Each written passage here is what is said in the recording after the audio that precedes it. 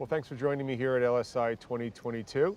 I'm excited for this panel representing leadership in the medtech, health tech industry. So I really appreciate all you joining us here. And I want to just jump right into it. We're having some great conversations beforehand. And as leaders in medtech right now, publicly traded company, rapidly growing company, soon to see if it goes public or not, never know. That's me saying that, not you. And from the investment community as well.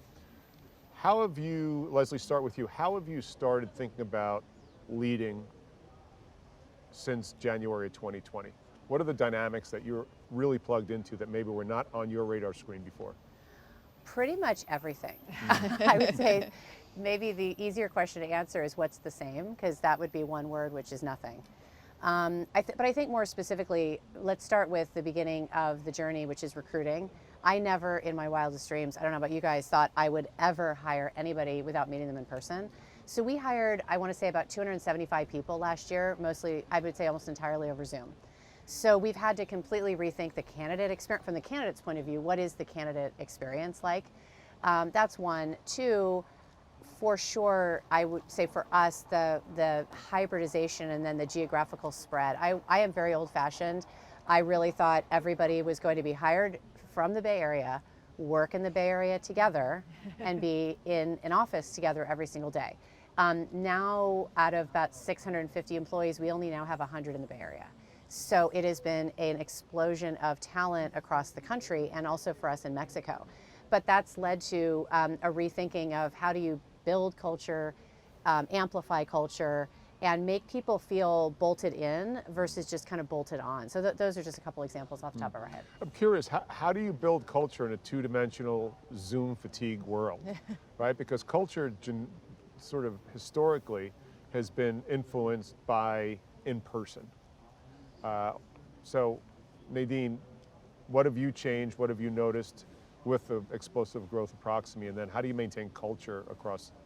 I mean, I think, I would echo everything you said. I mean, it was definitely a surreal experience having to do that and triple or quadruple your team. You're trying to even think about how you're identifying the candidates, how you're wrapping around that kind of support infrastructure around them in a world that's no longer in person. But at the same time, trying to identify the culture and the values. And so trying to really sync those up together. And we're in a little bit fortunate position in that the real drawer of the talent that we bring in. And you need to look at the positives. One of the great things about being able to be hybrid, you're bringing together lots of different cultures to influence a unifying culture of a company. So we've really been thinking a lot about that. But sometimes it's this sort of straightforward things that you can do as well that just remind people and keep people hooked in. And I like the bolt-in versus bolt-on comment. So, we are a company that's really working hard to try and connect and collaborate to enable the delivery of surgical care for patients and improve the quality and save lives for them. And so trying to really wrap around our values and what we do around that culture was really important. So we started to introduce things like, a weekly Zoom stand-up, and then on that stand-up every week, someone would be sharing a mission and vision story, the why are we doing what we do, how do we do it, even though they may not see anyone in the company for months at a time. But I definitely want to caveat that with it's not straightforward.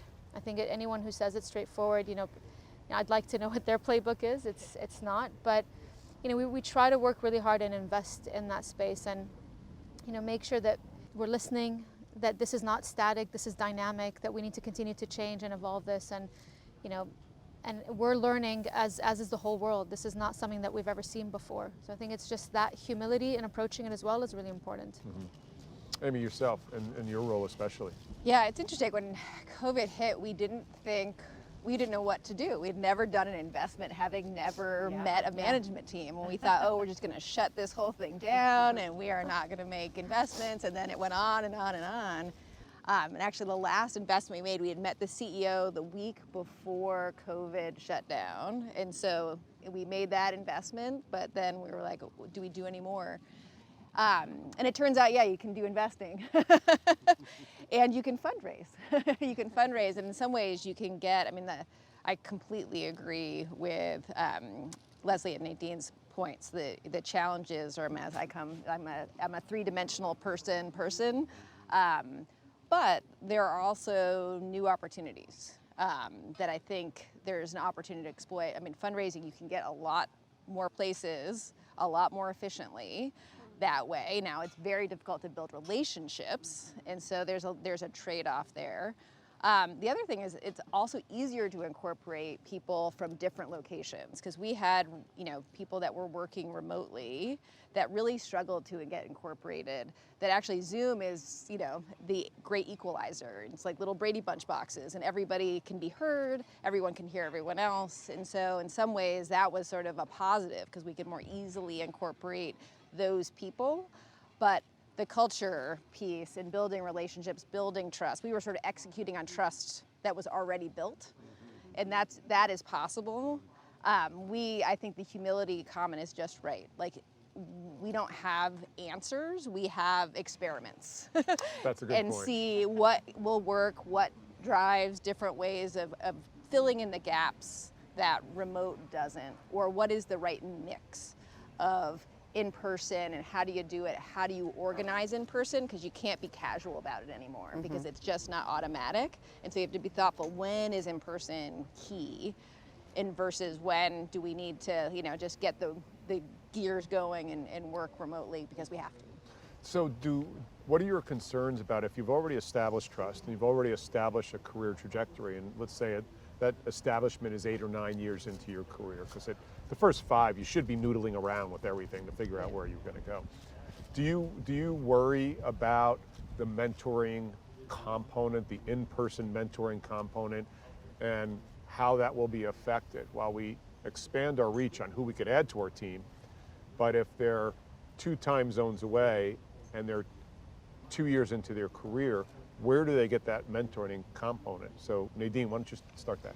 I think it's a super important comment. I think the reality is we've had to adapt to come up with new ways to do that, because you can't just not do it. It's so important. I mean, particularly with people that are a few years out and are, this is like their second job or third job, and they're really excited about learning from who they may be reporting to and spending that time. And so you have to be really intentional about, setting time aside, protecting time for that. And it may be in virtual, maybe some face-to-face, and we do more of a hybrid at the moment.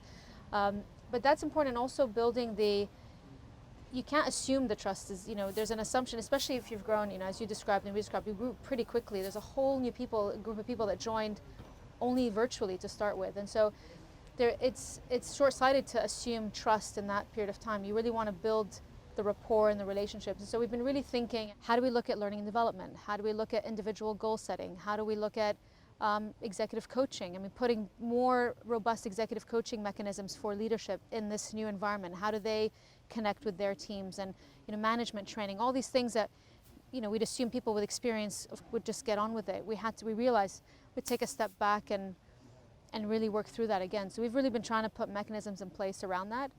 And I think personally, I mean, I think there is a lot of opportunity in the virtual. I agree, it's a real democratizer for sure, and it's been really nice to pull in talent from all over the world that historically might have been more challenging. I think as you grow that quickly as well, on a personal level, the things that I often think about is, what I used to love when we were the 30-40 group people is, I could spend time with everyone. You could really spend time. So now if you're all in person, yes, there's the water cooler moment. You can still do that.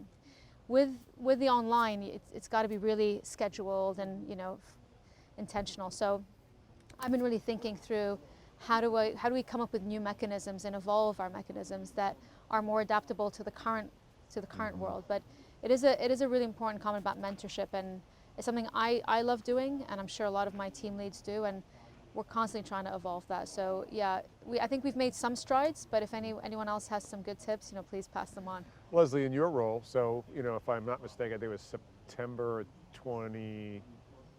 Was it 2020 or 2021 you rang the bell on NASDAQ virtually? Well, yeah, I didn't ring any bell, number Right. one. The most I was ever going to do was push the button. Right. There was never going to be a bell involved because we did go public on NASDAQ, but it was September 2020, so about 6 months after we had all retreated to our homes. Yeah, and so on the mentoring side, you were a leader and you've built a lot of your team over the last couple of years virtually. Yeah. So how do you give guidance and what do you tell the 2-3 year person who's just joined your organization, here's how we're going to help you grow, even if it's on a 2D screen? Well, I think the thing that worries me the most is when I reflect on my first 5 or 10 years, is the opportunity is missed for observation. And so much of learning, in my experience, is through osmosis, and the osmosis occurs when you're observing, and it's hard to observe over Zoom. There's so much subtlety to body language and watching. I remember Amy and I were both at Guidon. I remember watching Ginger Graham. I watched, not in a weird, freaky way, Ginger, if you ever watched this, like I was obsessed with you, but still am. But I watched her a lot. I watched what she wore. I watched how quickly she walked the hallways. I watched how she interacted with assemblers all the way up to her executives. I watched how she handled tough questions. And so there's a lot of moments where you can observe, how do I interject, or when can I interrupt, or watching just sort of almost the interplay, between people. So that's my biggest worry, is that a lot of that is getting missed. On Zoom, it is hard to interrupt, and it's hard to actually challenge somebody as much on Zoom. So one of the things that we're trying to do is really turn our office into what we'll call like purposeful collaboration. We're not going down the path that you have to be there 3 days a week and it's got to be Monday, Wednesday, Friday. I think that's far too prescriptive, because what if Monday, Wednesday, Friday isn't the right day? But what we are moving to is a real urge and encouragement toward, we're doing in-person meetings, we're doing on-site meetings. One of our leaders, our chief commercial officer, started something called Orchard Week. We live on Orchard Drive. And so he flies, and yes, you have to invest in this, but he flies all the members of the commercial team, and they spend the week at Orchard. And that's the right week. That's the week you want to be there, because there's a lot of purposeful collaboration going on. So we're probably moving more toward intentional on-site rather than a routine kind of prescriptive approach. Whether it's right or wrong, I don't know, because it's an experiment, to your point, and I love that. Like there is no right or wrong. There's just taking a step forward, learning, and then iterating from there. Yeah, and do you think that we're trying to increase the efficiency of something that maybe shouldn't even exist right now? So meaning that the odds that in February of 2020, when we were all at JP Morgan, and we remember that week or two afterwards, and you and I were in Houston, SDTS, our response thereafter, has the workplace structure changed a lot since our initial response? And what's the odds of that initial response being the correct one? So Amy, what if you could fast forward in a couple areas, where do you see yourself spending time and giving guidance to the people that work with you on building leadership for the future? Yeah, it's interesting. I mean, one thing, and we talked a little bit before, at MedTech Women, we stood up sort of a net new mentorship program that really was sort of harder to execute on in the non-virtual world, because there's an efficiency associated with being able to get people to match in that world, because there's no travel time, there's no having to be in the same place. And so there's sort of net new opportunities to be able to sort of develop that class of folks. And I think that's actually, I think what I would recommend for people coming up, and then for, leaders to adopt, is there a way to have that sort of efficiently targeted mentoring program that you could sort of do via Zoom? Because I think it does actually expand the number of lives you can touch with a smaller amount of time, and sort of there's an interesting sort of efficiency play associated with that. What I don't know, and I would love, any ideas about, is that issue, Leslie, you raised, is sort of that first couple years, first 5 years. I mean, I remember being with my peer group and sort of being nights and weekends and all hanging out together, because we were trying to learn from each other. And like, what are you doing? What's that? And asking the dumb questions that everybody thinks they're dumb and they're actually really functional.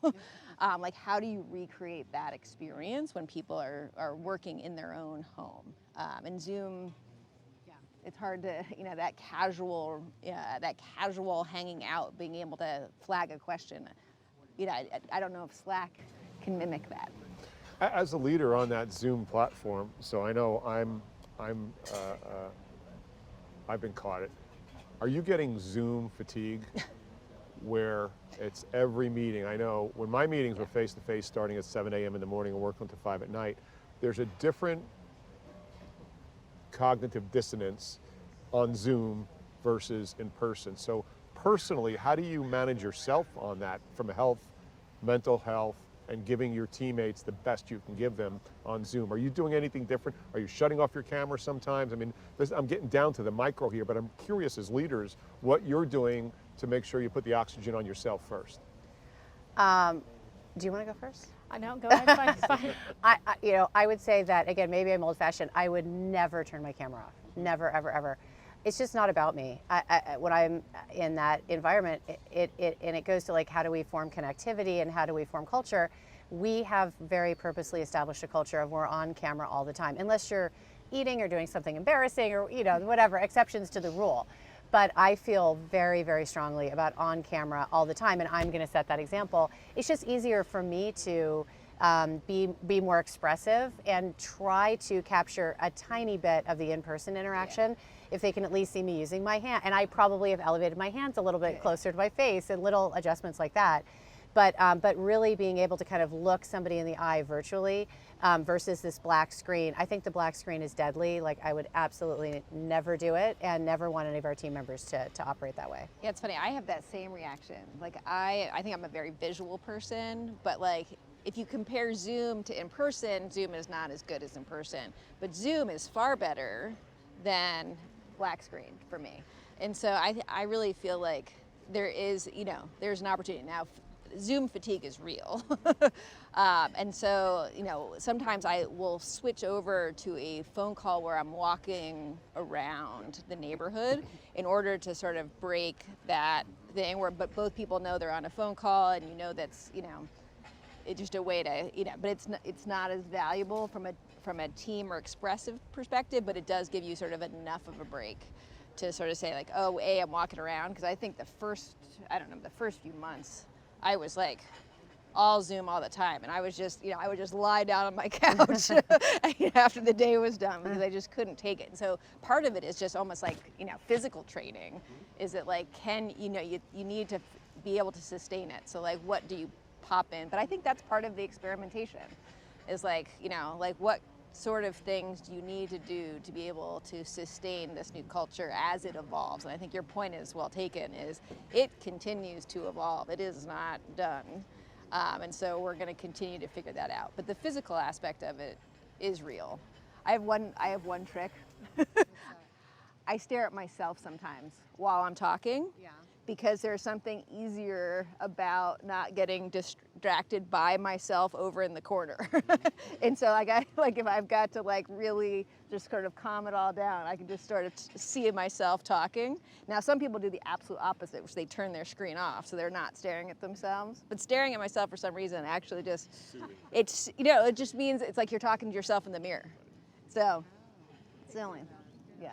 I mean, I think, a lot of the comments that I would agree with, I mean, early on we were just back to back to back to back, and that was really hard. And so it's just being a bit more structured about gaps, and you don't have to do calls from 7 to 7. You can take breaks. I do some walking calls as well, but I let people know that I'm off camera. It's going to be a phone call, and just making sure. I mean, it's little things like I might start a day 30, 40 minutes later and take an hour walk from home to the office because I just feel like I need the fresh air. You need to get a bit of the stimulation of the environment before you just get into a desk and sort of sit at the desk. But I would love to not challenge, but sort of give two other perspectives perhaps to this sort of this Zoom world. Because I know it's hard, and I love the experiment analogy, and we're learning through it, and I do like the human contact as well. But I feel like the disruption we're seeing in the workplace is the disruption that Proximie was trying to make in the OR, right? So 2014, I said, why do I have to travel to XOR to see how a surgeon does something? Couldn't I just virtually scrub in? And that kind of conceptually for surgeons that are very traditional, as you said, we like the way we do things. We always do it the same way. You can imagine that behavior change and that culture change needed time. Now we're seeing the work from home, which is coming after. But I was talking about virtual operating rooms and connected operating rooms back in 2014, and now, now it's becoming a reality. We're seeing this becoming spread across all countries, strategics using it to scale their companies, doctors using it to connect and feel mentorship, and taking that mentorship to the next level. If you're stuck in a difficult case and you can just ring in someone for 10 minutes to say, yeah, I would have done the same thing, keep going. That extra level of mentorship, I think we can be creative about taking the, leveraging this new world and trying to think differently about how we do things.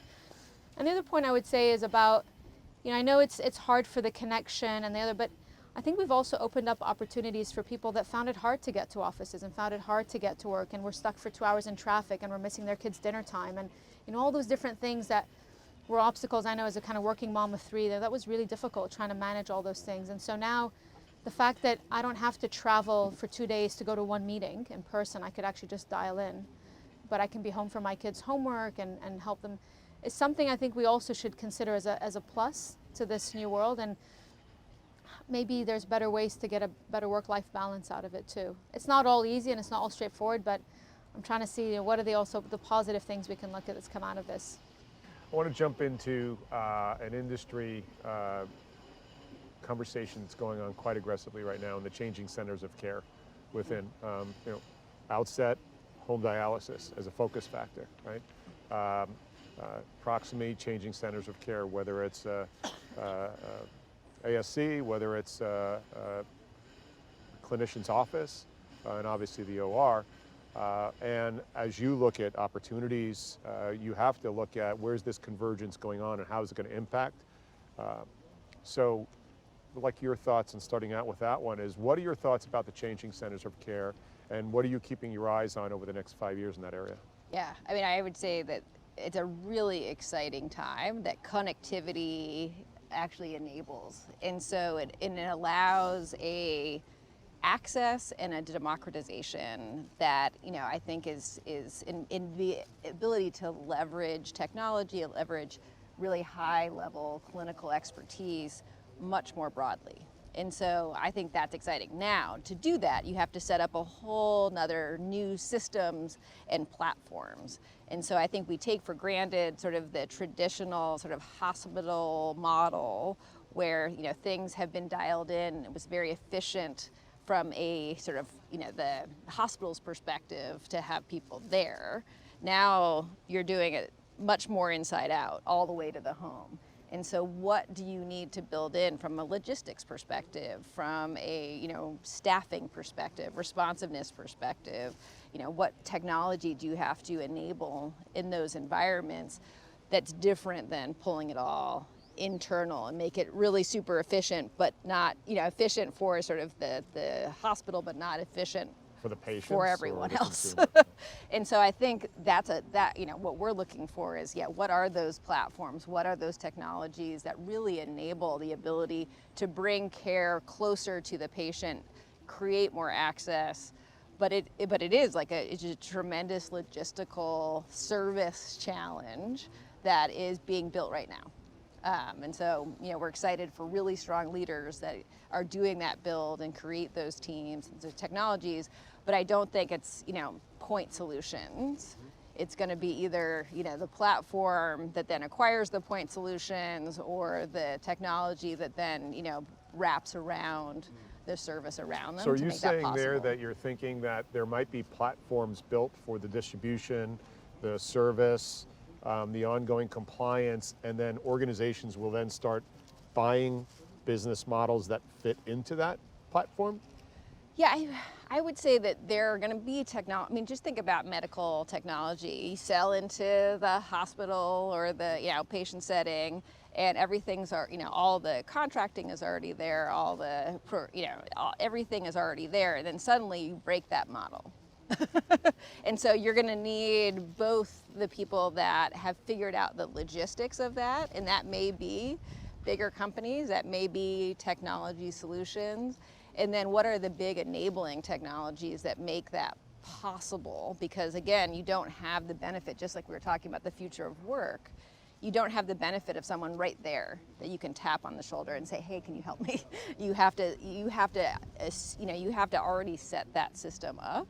And so I see that as, and I don't know what the business model is going to turn out to be, but it's going to be some combination of technology and service that really enables the ability to turn some of these things inside out.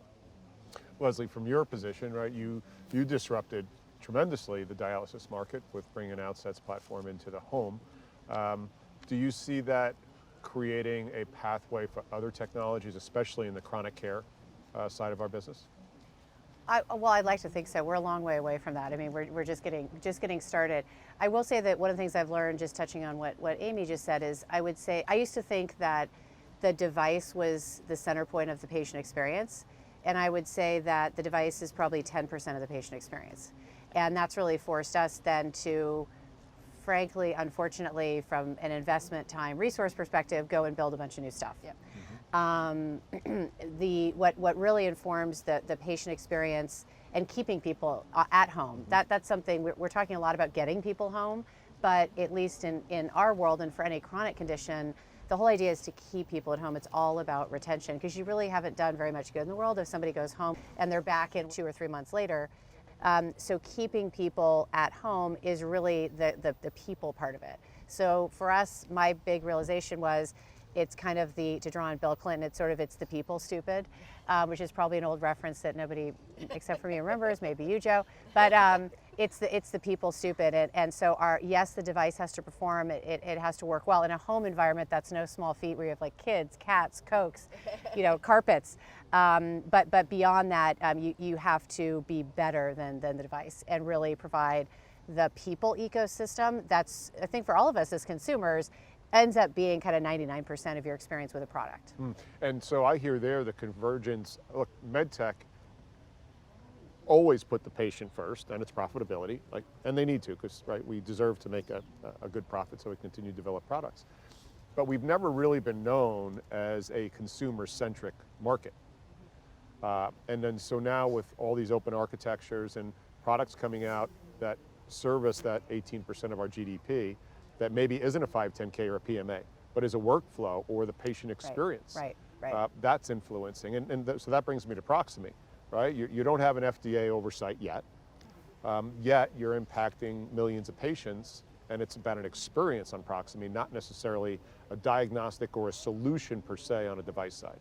It's really, I mean, I would echo what the points made earlier. I mean, I'm very excited about this decentralization. As a practicing doctor and someone who was on the front line, even during COVID, it's not like the problem just became a problem during COVID. It's just it put a massive magnifying glass on what the challenge is. These more antiquated models of care that are very bricks and mortar, very specific that actually silo and don't give access to everyone. People having to travel miles to get care. I mean, dialysis is a great example. I mean, we saw that in COVID. It was really difficult to get patients the dialysis that they needed. And so that is something that is essential, to really just take a step back and not try to keep duct taping the current model, but really say, we're going to build a new platform, a new system, a new behavior change, a new culture around the delivery of care. And I would completely echo the point that this can't be just a bunch of point solutions, because it's really difficult. If you're trying to do change management, behavior change, whatever word you want to use for every single one of those point solutions, it's highly unlikely that it's going to succeed. But if you come across and say, I'm going to be the infrastructure, I'm going to be the workflow management, I'm going to be the connector, the aggregator, the middleware, whatever you want to call it, that pulls people, systems, strategics together, and then collectively unlocks value for all the different stakeholders. Like you said, it's not just about the patient or the doctor, it's everything around it as well. It's the relatives, it's the systems, it's the nurses, the healthcare workers, the payers, the providers. All of that is complicated. So if you can find a way to break through and disrupt that, I think you're well on your way then to become at least the person, the crowdsourcer that brings it all together.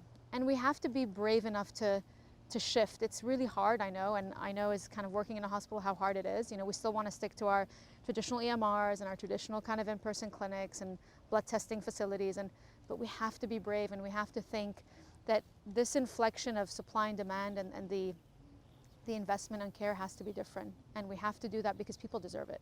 Patients deserve it. Their relatives deserve it. So, I get very excited when I see companies like yours that have really tried to break through, but have thought holistically around, it's not just about building the box or the device, it's everything around it. And at Proximie, we think about it the same way. It's not just about connecting a doctor to another. It's like, how can we continue to extend the value chain, pre-op, intra-op, and post-op? And we have a long way to go still. I mean, we're still working through that, but we've already started to build the architecture that enables pre-op and post-op apps to plug in. So we don't have to build everything. There's great point solutions out there that need a home, that need to be part of a bigger mission. And we want to sort of be that platform that enables you to do that. And it's super exciting, medtech's become an open architecture, where it used to be really a one-way street a lot of times. Because we were so wrapped onto the device, justifiably so. So that's exciting. All right, last question for each of you. You're all leaders in your companies, in our industry. How do you manage your own self-learning? How important is ongoing learning to personal, professional growth? And how do you find time with it, and where do you spend your time on that? So, Amy. Yeah, it's I have to say that one of the reasons I was attracted to venture was the constant learning. So, and I did actually at Guidant, we did the Strength Finder. Oh yeah. Yeah, and learner was actually one of my 5. So it's super important. You know, for me, you know, I get it naturally through some of the companies I get involved in, because you're constantly learning. The others, I recently took a public board role. And so the ability to, take my board experience, but into the public realm, really was a way to push and challenge. And then I also decided to, launch a venture fund in the middle of this. So again, it's sort of keep pushing my own boundaries in terms of not being necessarily, saying safe in what I know, but can I add, take the experience I had, but then add a component by taking something new on. And that for me has always kept me energized, always kept me learning. And I think, that's what I've done, I think, my whole career, and it never stops for me. Mm-hmm. And comfortable enough with being that old adage, we're always the fool before we're the master. Yeah. Yeah, right? You have to be comfortable with being uncomfortable. It just is, that is how you grow, and the better you get at that, passing through that, the more and faster you'll grow, and then the more interesting the world becomes. I would say that, when I think about careers, I thought it was going to be easier, but less interesting than it turned out to be. It is harder and more interesting every day.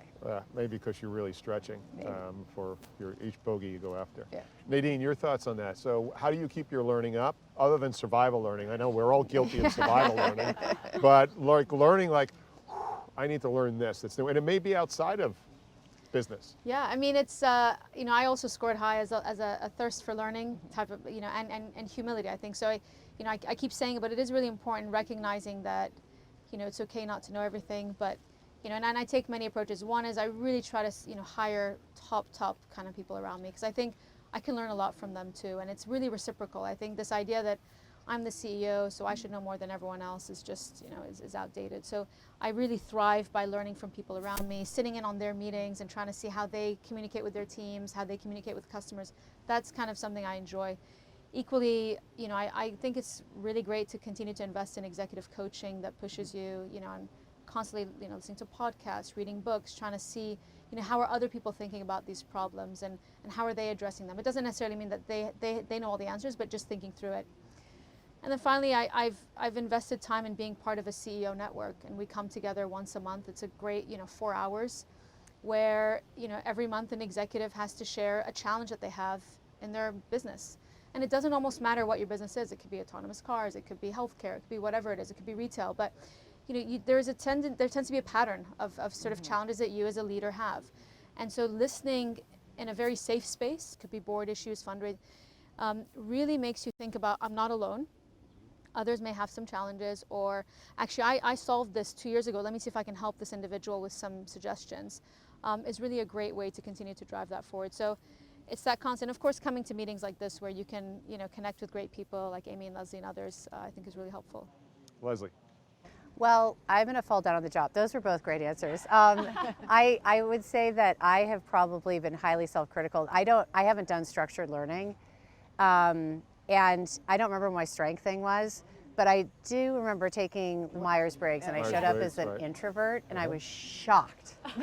And I've taken another one, and I doubled down on the introvert thing. So maybe this is not surprising. Reflecting on this question, I do read a lot. However, I don't read business books. Then every time I listen to the Google CEO, the new one, I'm forgetting his name, I'm not reading the right things, they're not highbrow.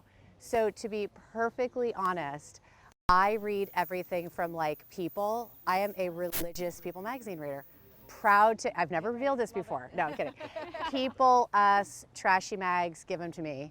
But I do, because I like to actually stay current with culture. And I've found that, no kidding, I have used things that I've learned from People magazine in everyday life, everyday conversation. So it's everything from People to, and then I've gotten tipped off on a couple of tech publications, The Information, Stratechery, which is more esoteric newsletter about tech. One of our backers, one of our investors, has a WhatsApp group with CEOs across medtech, tech, environment, whatever. That's been a really cool source of learning. So I think what I learned is, like, let it go. You're not supposed to be learning something, and it doesn't mean you're not smart if you're reading People magazine. That's my pitch. But other than that, I would say I try to read a lot, and I do a lot of observation. And maybe that is why I'm an introvert. I don't know. Maybe. Well, this has been fantastic. I appreciate each of your time. I know you're super busy at this conference, and I know our audience will appreciate this session as well. Thank you so much. Thank you. It's great. I'm Joe Mullings from LSI 2022. Be well.